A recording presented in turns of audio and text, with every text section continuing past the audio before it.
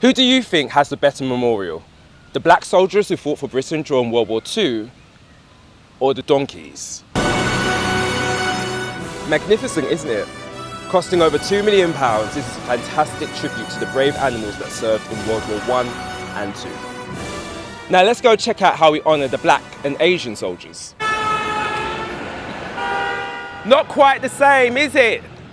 5 million volunteers from the Indian subcontinent, Africa and the Caribbean fought with Britain in both World Wars. And unlike Australia, who get their own memorial listing every town that their soldiers came from, or New Zealand, who also get their own memorial, the 5 million people of colour who served get lumped together.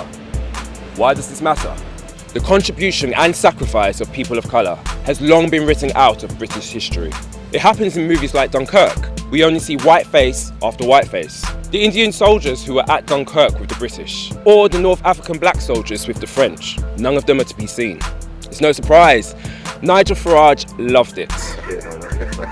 This whitewashing was done even as history was being written. When Paris was being liberated from the Nazis, the Allied forces replaced all of their black soldiers with white soldiers. They did this just so the first soldiers that arrived in Paris would be 100% white. So think about that for a second. In the middle of the war, the Allied forces went to that extra effort to ensure that black people were not seen as heroes. If we deliberately ignore the contribution made by black people, Asian people, Hindus, Sikhs and Muslims, then we are saying that they are not part of British history. And if they aren't part of Britain's history, then it becomes far too easy to exclude them from Britain's future. History is being written now. Make sure you're one of the people writing it.